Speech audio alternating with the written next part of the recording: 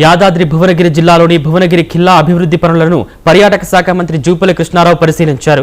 Prasad tour scheme కింద 65 కోట్లతో ఖిల్లాను ఆధునిక పర్యాటక కేంద్రంగా అభివృద్ధి చేస్తున్నట్లు తెలిపారు. రూప్వే నిర్మాణ పనులను అక్టోబర్ 2 నాటికి పూర్తి చేసి ప్రజలకు అందుబాటులోకి తీసుకురానున్నట్లు వెల్లడించారు.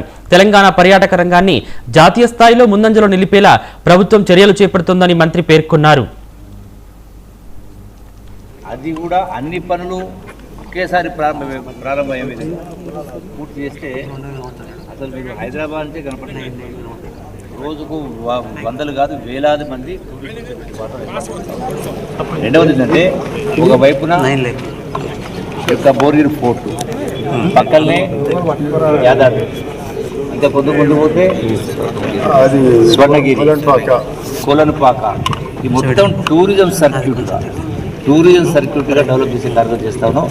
ఎక్కడెక్కడ అట్లాగే వచ్చినటువంటి టూరిస్టులు కూడా అన్ని వసతులు. చాలా వాస్తవంగా చెప్పాలంటే ఈ గతంలో గడిచిన 10 సంవత్సరాల్లో ఈ టోటల్ కూడా నెగ్లెక్ట్ చేయబడింది. సో వచ్చినటువంటి ఎక్కడ ఏ టూరిజం ప్లేస్ పోయినా కనీస వసతులు లేని పరిస్థితి.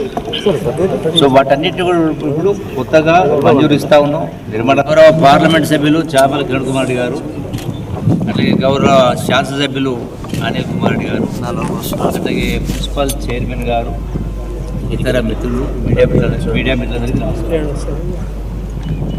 ఈ రోజున ఈ యొక్క భువనగిరి ఫోర్ట్ అంటే అతి పురాతనమైనటువంటి వందలాది సంవత్సరాల క్రితమే దాని వైభవం ఉండింది. పరిణామ క్రమంలో సో అది నెగ్లెక్ట్ కాబడింది.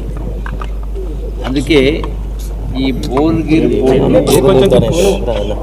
అత్యంత అధునాతనంగా వైభవంగా తీర్చిదిద్దే